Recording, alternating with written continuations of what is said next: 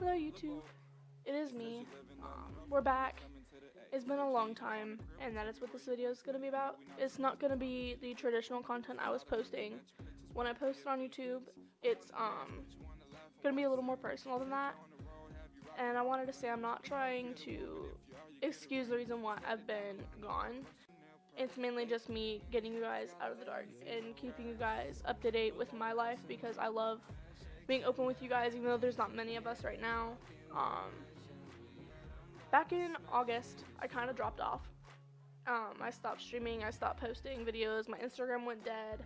I just kind of like went ghost for a while.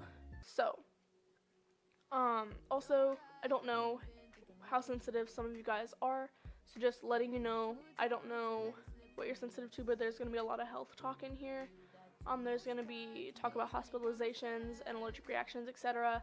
So, if you are uncomfortable with any of that, you might not want to watch. So, if you guys watch my streams, you know that I was always complaining about my back hurting, which was a constant thing. I was always like, my back hurts. It really hurts. Like, I don't like this.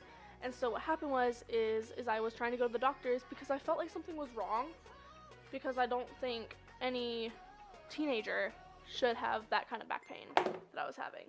Oof. This back pain was killing me, like it sucked. I hated it. So I went to my doctor, and I was like, my back hurts. And he told me, he was like, okay, well, it's pretty normal for people to have back pain. He was like, I think it's just from lugging around your book bag and your schoolwork and all your books and heavy lifting. And I was like, okay, because at the time I accepted that. I thought that made sense. I was like, fine, that works, right? It got more persistent, and it got to the point where like I would have to like crack my back to keep it from hurting, which you've probably seen me do too. It sounds like I'm breaking my back, literally. So I went back a second time, and I was like, my back really hurts. And I told him, I was like, I don't know what it is, but I don't think it's just from school. And he was like, okay. So he was like, bend over. So I got in like this little like hunch stance, like I was like bent over, like my back was flat, like parallel with the floor. And he put his thumbs on either side of like my spine and like went up my back, like doing like a back test. And he was like, you're fine. There's nothing wrong with your back. And I was like, okay. And he was like, it's probably stress related. And I was like, that makes sense, because it was like finals, you know, senior year. It can be stressful. So then, before I graduated, I went back a third time. And this was all in like 5 months. All through like the last semester of high school. I went back a third time. And I was like, my back hurts. I don't know what's wrong with it, but it really, really hurts. And he was like, well, I don't know what to tell you. Because what had happened was I was working a lot. And I was getting like this rash underneath my hands. Like it looked blotchy, like red and white. And then my wrist was really hurt. And what I was scared of was the fact that my mom had lupus. And even though I got tested for it once and it came back negative, sometimes lupus specifically can develop due to stress. So I was like, I've been really, really stressed. So maybe it's developed. And he was like, no, you don't have lupus. And I was like, okay, that's great. So he sent me back. You know, I didn't do anything. And one day I was at work, and my wrists hurt to the point where I couldn't like bend my hands like this. I couldn't do this. I couldn't move my wrists. I couldn't do anything, and I did like drive through. So I needed both my hands to work. And I told my manager, I was like, look, I love my job. I love money, but I need to go to urgent care because this is killing me. And they were like, okay, that's fine. You can go early. So I left. I was like almost in tears. Like I was in so much pain. So it felt like this pressure point, it felt like this was being pressed the entire time. It was going through my whole hand. Like, it's crazy. So I go up the road to urgent care. And I told him, I was like, my wrists and my fingers really hurt. And he was like, okay, stick your hand down. He did like a carpal tunnel test. He basically like, he tapped on like this area. And I was asking if I felt anything going to my fingers. And I said no. He was like, okay, so you don't have carpal tunnel. And then he was like, we're going to take an x-ray of your hand because I don't think this is normal. And he also brought up a chronic pain disorder called fibromyalgia. And it's basically fibromyalgia, it's chronic pain, and it's focused around 18 points in your body. They're called tender points. So like there's one like 2 behind your shoulders, there's your elbows and your knees, various points around your body. And he tested me for it, and he was like, I don't know if you have that, but that could be a possibility too. And I was like, okay. He was like, we're going to do a rheumatoid arthritis test. So they were just testing me for arthritis. So they did the blood work, they did the x-ray, and they told me, they did my hand, just my hand, as well. That's important, they just did my hand. They were like, your blood work came back negative, you don't have rheumatoid arthritis. And they said that my x-ray looked normal, which at this point I didn't want to hear because I had already been doing this for 5 months during the summer. I didn't want to hear that everything was fine. I wanted something to be wrong because I was in pain. Like, I was so frustrated because I felt like I wasn't being heard. And they were like, okay, if you keep having this pain, go back to your doctor. And I was like, well, my doctor's not going to do anything. He told me he didn't know. So I was like really lost, and I didn't know what to do. I was really frustrated, to say the least. So now we're in like July before I leave for college, and this rash continued in my hands, and I was really scared that I developed lupus. That was my consensus. I was like, I have this autoimmune disorder, but no one's listening to me. Like, I self-diagnosed myself. And so I was talking to my family, and they were like, call your doctor and ask to be referred to someone. And I was like, you can ask? Like, I would have done this 3 months ago, you know? And they were like, yeah, you can ask. You can ask to be referred, and if they don't do it, it looks bad on them. And I was like, okay, great, we're gonna do that. So I called, and I got referred to a rheumatologist, and a rheumatologist focuses on like arthritis and bone stuff. You know, I felt like that was a pretty good guess to who I would go to. So they referred me to my rheumatologist that I have today. And I went in, and he was like, what brings you here? And I was like, I'm having all this pain. And I described my back pain, I described my hand pain, I described the rash that I was having. It's not really a rash though, like it's not like on the skin, it's below the surface. It's my primary, the one who told me he didn't know, had diagnosed it as livedo reticularis. But he told me, he's like, no, that's not what it is. And he was like, that's not normal. He was like, I don't care what your primary says, that's not normal for you to have your back pain. And in my mind I was like, thank goodness someone sees, because I felt like someone could finally see that I wasn't just like faking it, or that I wasn't just being like a teenager, you know, because I was 18. Like sometimes people who are older think that, you know how it be sometimes. So he was like, we're gonna do some x-rays, and I was like, okay, great. So what they did is they took an x-ray of my lower back, and they took another x-ray of my hands. And it came back, and he was like, your x-ray was fine, but there's some inflammation in your back. He was like, we're going to do some blood work to see what is causing it. And we're going to test you for lupus as well. They did a second lupus test. It came back negative. They did 16 blood tests. And so all of them came back negative. They were all normal. And I was like, that's not what I wanted to hear. When he told me like that my blood tests were normal, that was literally the biggest disappointment I've ever experienced, because of the fact that I wanted something to be wrong with me. Like I wanted a reason to have all the pain that I was having. And I was like, okay, great, that's wonderful. He was like, but what we're gonna do is we're gonna do an MRI. And an MRI, it's a kind of like scanner. And what happens is you go in, and it's like this little tiny tube that's like, probably like that big around, honestly. It's like just big enough for your body to fit in. And it like has tons of like sounds that it makes, and it does a scan of your body basically. So that was scheduled for October, and we're in August. No, we're in September. So this is September, like this last September. And I have to wait a month.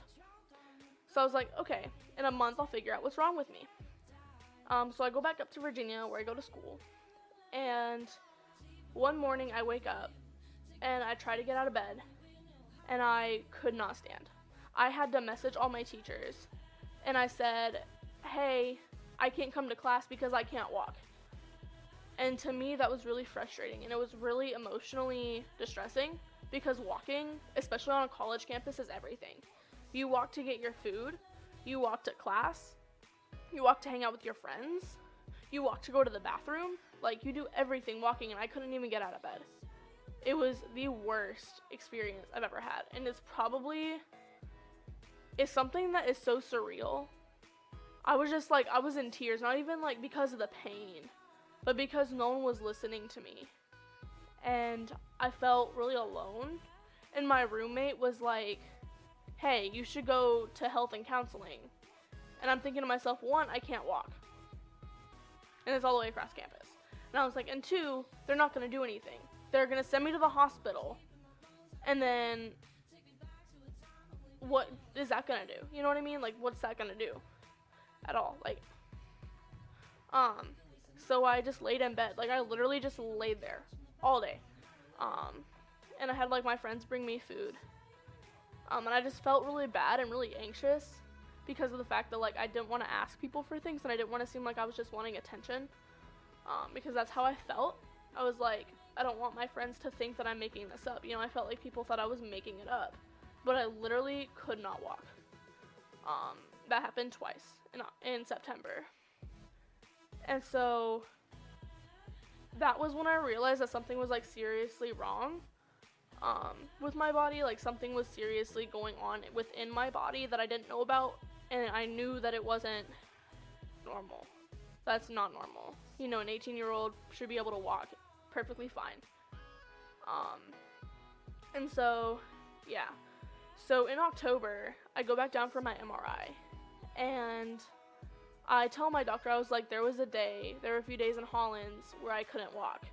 And he was like, that's not normal. He was like, just let's do this MRI and we will figure it out. And I was like, okay. So I go into the MRI. They have you, like, take off, like, put on the gown. And I go, and I was in there for, like, an hour. And I get out of the MRI. It's nothing special. If you have to have an MRI, I'm going to tell you, it's not scary. It's loud, but it's not scary. I have really bad anxiety, and I was fine. But if you do go, I ask for something to cover my eyes with. So if you, like, don't like tight spaces, or if you're scared, I found getting my eyes covered was really helpful for me. So that's my experience with an MRI. It's really not that bad. It's really not. It just sounds intimidating because you have to go in this room by yourself, and, you know, they're not there with you, so it's kind of scary, but it's really not that bad. So what happened was after the MRI, he called me. That woodpecker's so pretty. Okay, sorry. He called me and on the phone because I wanted to know what my results were, and I was up at college. So he was like, I'll call you with the results. And I was like, okay, great. So what he said, he called me, I was driving, and he was like, your MRI results came back, and there's a sign of inflammation that's called your SI joint. He was like, there's inflammation there, and I'm diagnosing you with ankylosing spondylitis. And I was like, what the hell is that? Long name, it's called AS. That's how it's abbreviated because it's so long. And he was like, it's an autoimmune disorder. And I was like, so how did I get it? And he was like, well, your mom had lupus. And I was like, yeah. And he was like, you got the gene from your mom, and it just developed in a different way, because all autoimmune disorders are connected by one gene in your body. So I got the gene from my mom, but just because I get that gene does not mean I'll have the same disorder, if that makes sense. So I have AS, and that was probably the hardest thing I've ever had to deal with, because having an autoimmune disorder changes everything. It changes the way you live, it changes the way you eat, it changes the way you act, because you never know how you feel until you wake up, and a flare-up can happen at any time. After the diagnosis, I had a flare-up like a week later from the stress. It can be stress induced, and what happens is there are a lot of symptoms because an autoimmune disorder can attack any part of your body. Mine typically attacks, for me personally, and like I said, if someone else has AS as well, we might have different symptoms because, like I said, there's so many. Mine specifically, it attacks my hands, my wrists. It makes my wrists hurt. It makes the backs of my legs hurt, as well as like my lower back and that SI joint. And it also, it attacks my ribs, and my eyes. So what happens is my hands will hurt and ache. Sometimes I get really weak hands. It's hard for me to like grab things and open things. I remember one time I was at the mall and I got a soda out of a vending machine and I couldn't open it because my hands were so weak I couldn't grip it. And so I asked the lady, I was like, hey, can you open this for me? I can't open it. And she looked at me and she was like, what, you can't open a soda bottle? And it just really irritated me because people are so quick to judge people. And after being diagnosed, I've learned myself that I can't judge people as much as I used to, because humans are very judgmental creatures. Like, that's how we are. We're always judgmental. And so, yeah. So what happens is whenever I'm in like really white rooms, it sucks because the white light irritates my retinas and they inflame. That's what happens. Inflammation is caused in my retinas. And it makes my eyes hurt. So it's like if you have like a headache right behind your eye. That's what it feels like. It's like a piercing pain right behind your eye and it hurts. Cause like in math class, we had white walls, white ceilings, a white smartboard, white tables, white everything. Everything was white. And it just, like, I would be in there in class just, like, covering my eyes half the time, like, trying to, like, look, like, watch with, like, one eye uncovered because it hurts so bad. And so, those are my symptoms. My ribs will get inflamed, like, in between my ribs. So sometimes, like, when I run for a long time, they start to hurt. Then the backs of my legs and my hands and my eyes. Those are my main symptoms, but sometimes you get other symptoms depending on what your body decides to do. So he was like, we're gonna have another meeting in November. Yeah, November. And I was like, okay. So I go to my appointment in November. I struggle. And during that time, that was when I had that flare up where I slept for 4 days. I talked about it a few seconds ago. Yeah, I had a flare up where I slept for 4 days straight. Like, literally, I slept all day. I got it for like dinner and then I would go back to bed. Because what happens is an autoimmune disorder, it's not just the pain, because your body also is trying to fix what it's causing it to itself. So it's like this big cycle. So my body is trying to fix it and it's causing it and it's continuing to attack and it's continuing to try and fix it. So it really, like, one, it is really hard on your physical health. And two, it makes you really, really tired. You get really fatigued. Like, more than, like whenever, like, to all the women out there, when you're on your period and you just want to sleep, it's like that times 10. It is terrible. So I slept for 4 days. So in November when I go down for my appointment, he was like, hey, there's this medication that I think you should try.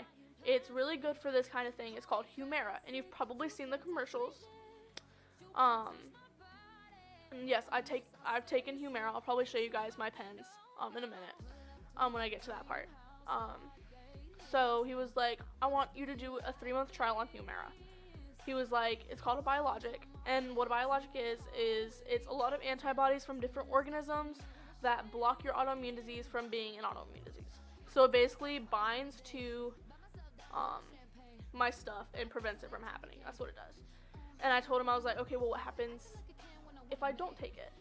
And he tells me all the things that will happen in like 20 years if I don't treat my disorder. And I was like, okay, great. And he told me the one thing.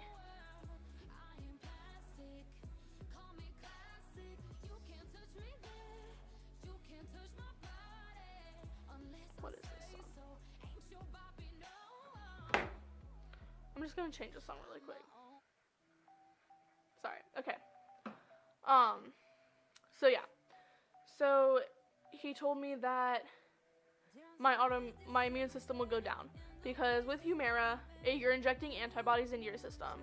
So what happens is eventually, your body will stop making its own antibodies because you keep injecting them. So it'll get used to it and it won't make its own.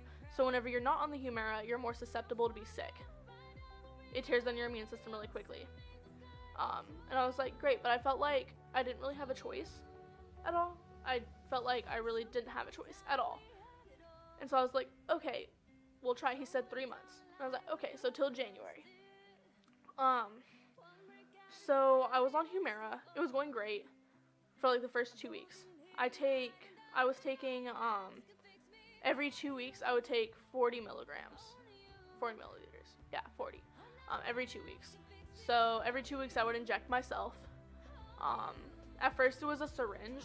So like what would happen if I would go down like to my stomach and I would syringe myself.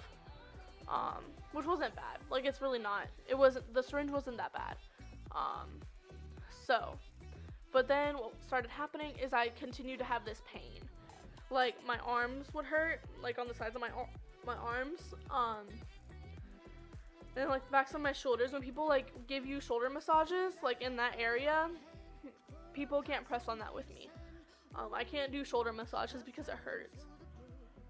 As well as like other points in my body that would hurt, like my knees would really hurt. And also I got this rash on my foot that looked like athlete's foot, but the athlete's foot treatment wasn't treating it right. So yeah, and that was another autoimmune thing. It's called psoriasis, and it's basically when I would put a picture here, but like it's gross. But psoriasis is basically when my body attacks my skin cells, and so it's like a massive like layering of dead skin cells, so it gets like red and flaky. And it itches really bad. Like it itches like poison ivy, but it looks like athlete's foot, and it's terrible. It is absolutely terrible. Like some days I'll be walking and I would be like kicking my feet because they would itch so bad. So yeah. So that's that. So I was having this pain and I was scared that the Humira wasn't working. That's what I was scared of. I was like, well, I shouldn't be having this pain. Why am I still having this pain? So when I go back in November, no, this is December. I'm sorry. So we're in December, Christmas break. We're in Christmas break. I was like, hey, I'm still having all this pain. Why? And what he did is he went around my body and he was pressing on certain areas. So like he did my shoulders. He did my arms right here and right here. He pressed on the sides of my wrists. He pressed on my knees, my ankles, as well as like the back of my neck up here. And he was like, does this feel uncomfortable? Or does it hurt? And he told me that I had fibromyalgia, which the urgent care people had talked about, but I wasn't diagnosed then. They just briefly talked about it. And fibromyalgia is just a chronic pain disorder. It just basically means my body hurts when it wants to, all the time, every day, different areas. It depends on what it wants to do. Mine mainly affects my arms right here, and then my knees and my shoulders. That's what my fibromyalgia does for me. So I was like, great. So now I have this autoimmune disorder, and I have this chronic pain disorder. And I was like, life? When is something good gonna happen? Like, that's how I felt. I was like, when is something positive going to happen to me? Because I was so upset. Because I grew up where you didn't depend on any medication for anything, and I was having to take Humira, as far as I knew, for the rest of my life, every 2 weeks, and it was terrible. And he told me that I couldn't treat the fibromyalgia with the Humira because it would be too much medication for my system. Because I had to do regular blood testing to make sure my body was okay, like my liver and my kidneys, etc. So he was like, you can't treat both with hard medications. He was like, you can probably do lifestyle changes and ibuprofen for the pain. And I was like, wonderful. Great, just what you want to hear. He also told me that instead of the syringe, Humira has a pen, which I'll show you. Humira has a pen, and people seem to like it better than the syringe because it's like an EpiPen, so it's less doctory. So I'll go get that. Give me 1 second. So why did my music stop? All right, we're back. So I have Humira. This is what the pen looks like. It comes in this package. Like that. In this plastic bag, when it gets shipped to you, it comes in this big, huge cooler because it has to stay refrigerated until you use it because it's antibodies. So this is what the pen looks like. It's just like an EpiPen. You press this side, and it goes down on your leg, and you press it. So people say that the pen is better. My honest opinion, for anyone who is taking Humira or is told about Humira, I hate the pen. I have really bad anxiety. So for me, the pen caused me to have really bad anxiety towards it because it hurts a lot more than the syringe, I think. Because the pen, what happens is you put it in and it injects all the medication, but it does it really fast. It does it in 10 seconds, and it's 40 milligrams. So 40 milliliters, I'm sorry. No milligrams, it's milligrams. Okay, sorry. So I hate the pen because when you put it in, it hurts. Like, they tell you it's not that bad, but it hurts really bad. It's really, really bad. With the syringe, you can do it at your own pace, so it's not so bad. For me personally, I like having control, but with the pen, you press the button, it feels like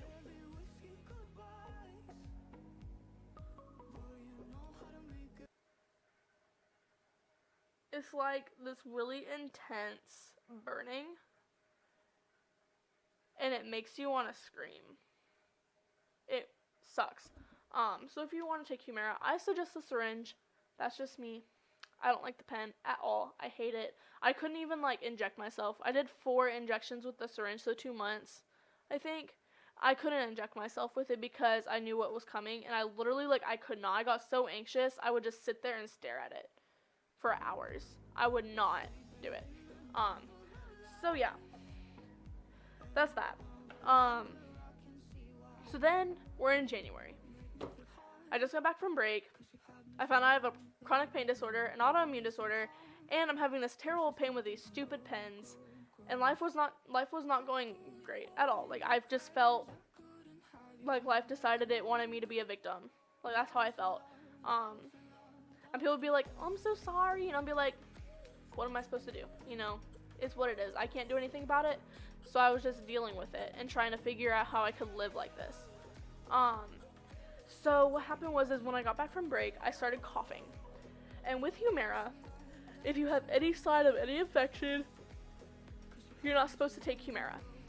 So I was like, okay, well, I can't take my Humira until I get this cough gone. Great. And also with Humira, like I said before, it tears down your immune system really quick. So when you're not on Humira, your immune system's really, really weak. So you get sick a lot easier. So I went to urgent care for my cough because it got pretty bad. I would wake up at night and I would cough so much that I thought I was gonna throw up. It was pretty gross. And so what happened is they told me that I had a cough that could turn into viral bronchitis. And I was like, wonderful. So they gave me cough medicine. And they were like, take this, and if it gets any worse, come back. And I was like, okay. So I was on that this was 3 weeks ago. 3 weeks ago. I was on that for a week and a half.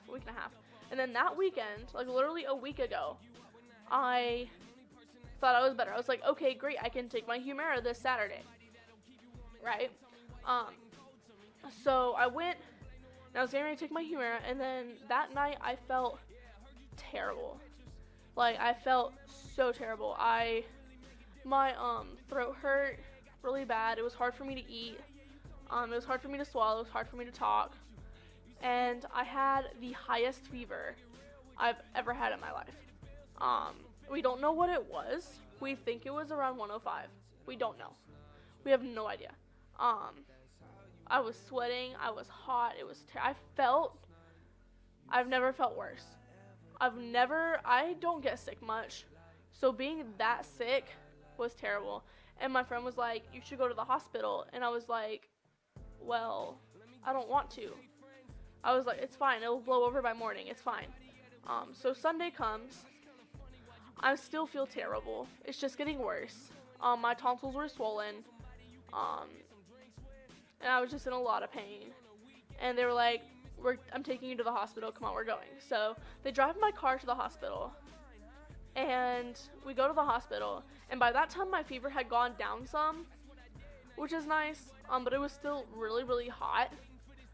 Like, I wasn't sweating anymore, but I just felt terrible.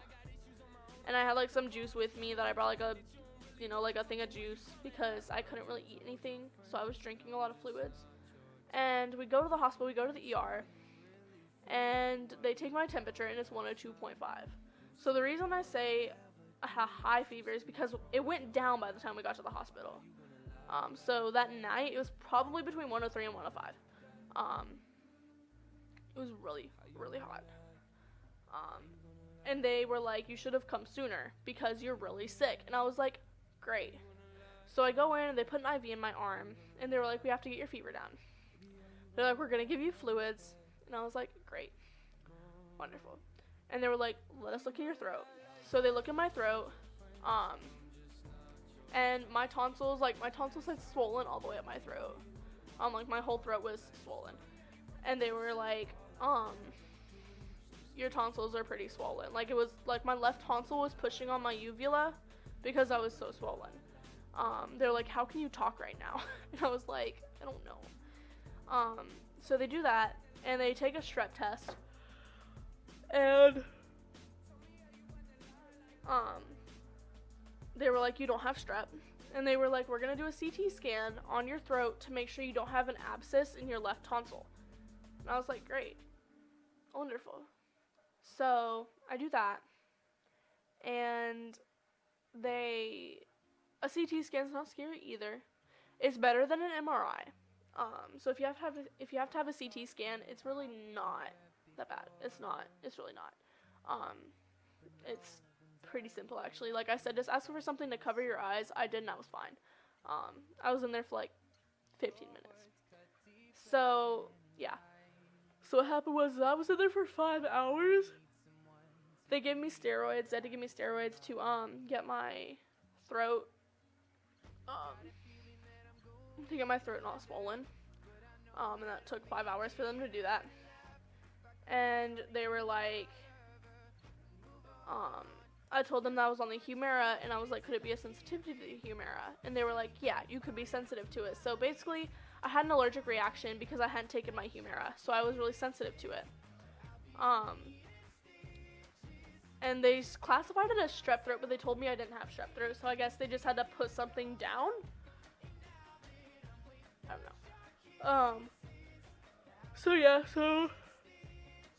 I called my doctor. I'm still on the medication for that, as well, for my throat. I'm still on that throat medication. And my doctor told me not to take the Humira. So right now I'm not on the Humira. So that has been my journey of craziness. So moral of the story, if you are diagnosed with any disorder that is life-changing, 1, try fixing it yourself before going to medication, because medication is really hard on your body. That was the first time I had ever been hospitalized, and I hated every minute of it, and I don't want to do it again. 2, don't let people tell you when you're acting like, I don't know. Just don't let people underestimate your pain level. If you're in a lot of pain, then figure out why in any way you can. So that has been my story. That is what this 6 months has been for me. More than 6 months. I'm sorry that I haven't been around. And I promise you I'm going to do better. Now that everything is slowly starting to sift down, it's going to be a lot easier. It's going to be a lot easier to do that. I just wanted to tell you guys everything that's happening, so that way we're on the same page, So I love you guys. Bye, guys.